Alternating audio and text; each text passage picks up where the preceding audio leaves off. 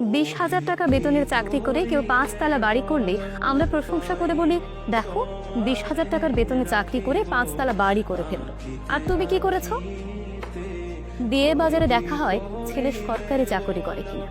ছেলে সরকারি চাকরি করে, 5 তলা বাড়ি আছে, তার মানে সোনার টুকরো ছেলে। এমন ছেলের কাছে মেয়েকে বিয়ে দেয়াই যায়।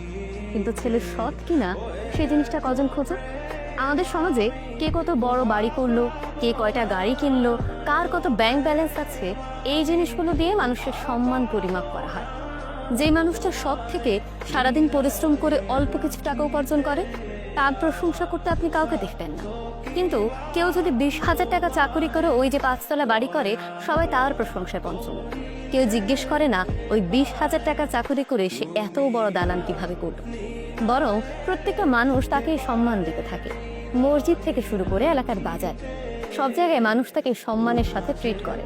অথচ যে মানুষটা আসলে সৎভাবে ইনকাম করে নিজের জীবনযাপন করছে, সেই মানুষটা সম্মান পাওয়ার যোগ্য। আমাদের সমাজে দুর্নীতি বৃদ্ধির পেছনে যারা দুর্নীতি করছেন তারা যেমন দায়ী, তেমনি আমরাও দায়ী। আমরা তারাই দায়ী যারা এই দুর্নীতিগ্রস্ত মানুষগুলোর সমালোচনা না করে বরং এই মানুষগুলোর প্রশংসায় পঞ্চমুখ হই। দুর্নীতি করে 5 তলা বাড়ি করা সেই সরকারি চাকরি করা ছেলেটার কাছে আমরা মেয়ে বিয়ে দিতে চাই।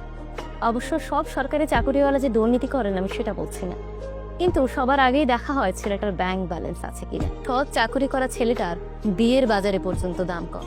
তাহলে ভেবেই দেখুন না, আমাদের সমাজে এই যে আমরা এই বৈষম্য তৈরি করছি, এটাও কিন্তু দুর্নীতির পেছনে অনেক বড় একটা কারণ। সুতরাং আমাদের এই ধরনের মন মানসিকতাগুলো পরিবর্তন করলেই কেবল আমাদের সমাজ থেকে দুর্নীতি দূর হবে এবং আমরা সুন্দর একটি সমাজ করতে পারবো।